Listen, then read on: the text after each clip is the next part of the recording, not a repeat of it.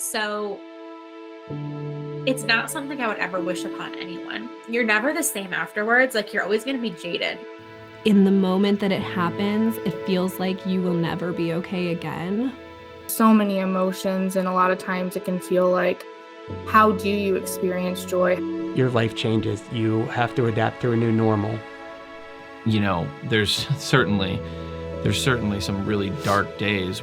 Some days I was like, okay, like I'm okay. Other days and I was okay, and then I was like, well, why am I okay? Like, I should still be sad. And then other days I was a complete like wreck. I wish someone would have just said to me that it was okay. People don't realize is that we just didn't lose a life, we lost a lifetime.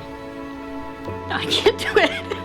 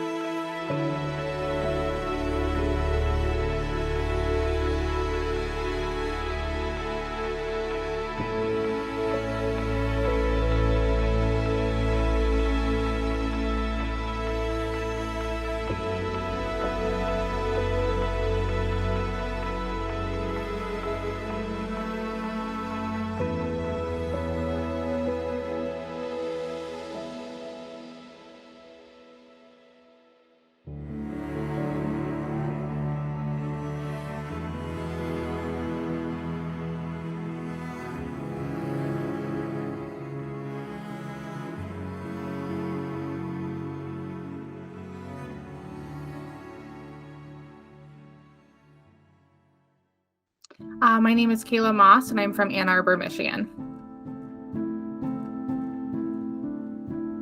So my husband Matt and I have a 6-year-old son named Eli, and then last year found out we were expecting identical triplet girls, Charlotte, Margot, and Quinn. With this type of triplet pregnancy, it's already high risk.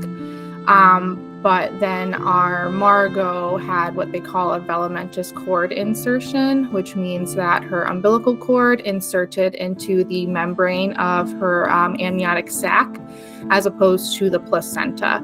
And so because of that, she was getting a much smaller share of the nutrients that she needed to grow. And we spent the entire pregnancy wondering whether or not she would actually make it. And had been told very many times that she likely wouldn't.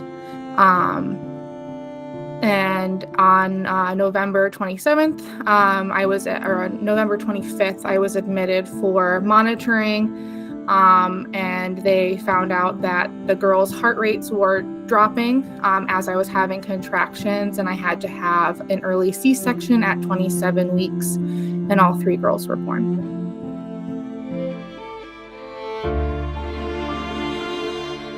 We like to talk about her a lot. It's really, really important to us to, honor her and the fact that she was here. One of the big things, they're triplets, and so people see 2 babies and they're like, oh, twins. And for us, it's always really important that we say, oh, well, no, triplets. We lost our sweet Margot, but that there's 3 of them, and that, we include her however we possibly can.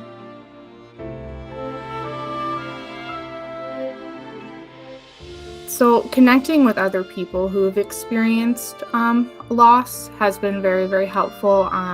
My husband's aunt and uncle actually lost a little girl to trisomy 18, and she only lived for 3 hours after birth. And spending time with them and, having a support system from someone who understands what it's like to lose someone and lose a child has been extremely helpful. And they've been an amazing support system helping us through, the unfortunate acts of, what do we do next now that she's no longer with us, talking with the funeral home, and just being a huge support and helping us navigate all of that.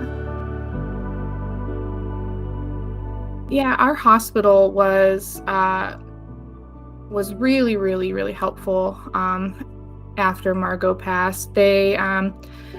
In the NICU, they did a lot of memory making experiences, which we really, really enjoyed. So we got to spend the day with her and say our goodbyes. And they connected us with a social worker at the hospital who reaches out and keeps in contact with us to make sure, we have what we need. And they also were offering to help us make whatever arrangements we needed to.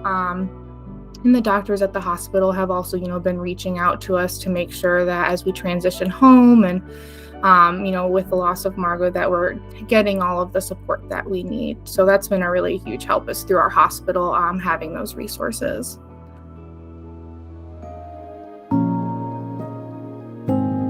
I've been connected with a couple of community groups like Facebook and things of that nature for parents of loss. One of them specifically around loss of multiples. And those are been fairly helpful, but also kind of keeping my distance for the time being on those. They're kind of difficult to, read other people's experiences as we're so new and still very much in the thick of dealing with our grief.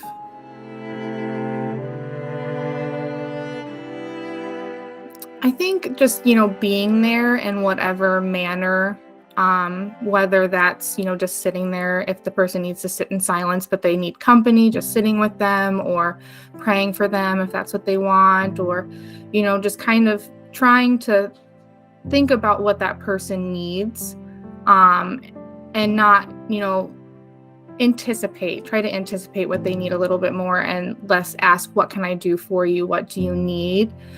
Try to fill some of those gaps without putting something else on their plate that they have to think about, okay, well, how can this person help me through this? Just trying to be a little bit more proactive and supporting them.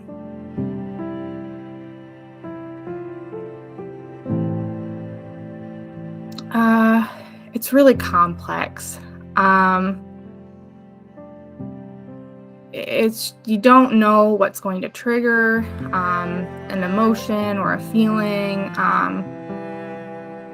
and it really can just hit you at any moment. And you could be just walking down the street totally fine, and then you see a sign or you hear a song, and it's you're right back in that moment. And so people who are experiencing loss need a lot of grace and support as they, navigate the complexities of those emotions and, trying to figure out how they're going to be happy again and how they're going to experience joy.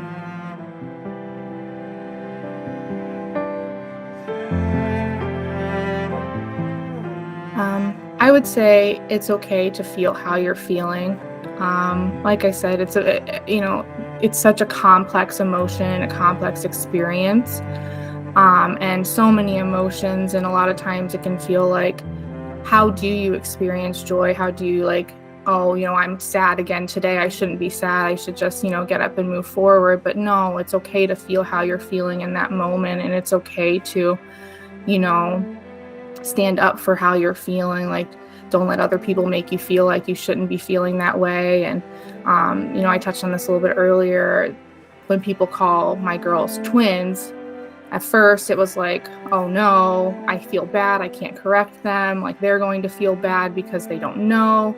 But I have to stand up for how I feel, and hearing them called twins when they're triplets is triggering, and it makes me sad, and it's really hurtful, even if the person didn't know that. And so telling myself it's okay to say, hey, they're actually triplets, and just giving yourself grace on how you're feeling and not making yourself feel like you need to feel a certain way or not feel a certain way to accommodate others.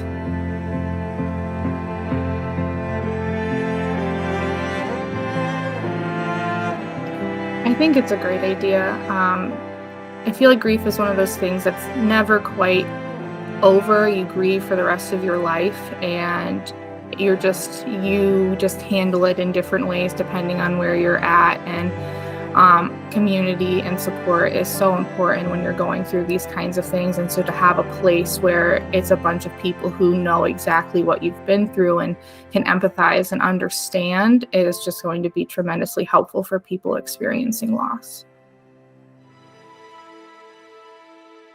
So Margot lived for about a month, and she was super, super feisty. All the nurses said that she always told them when she was ready for her care times and when she was hungry. And so, we love remembering that about her, how strong she was and how much of a fighter she was.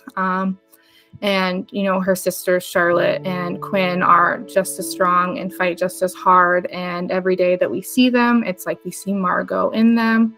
And it's been an adjustment being home. It's been about 2 weeks, and big brother Eli is doing a great job. He's loving it. It's definitely complex not having Margot here, and her absence is felt so much more now that everyone's home. But it's also comforting in a way to see Charlotte and Quinn growing and getting bigger, and knowing that, Margot lives on in them as well.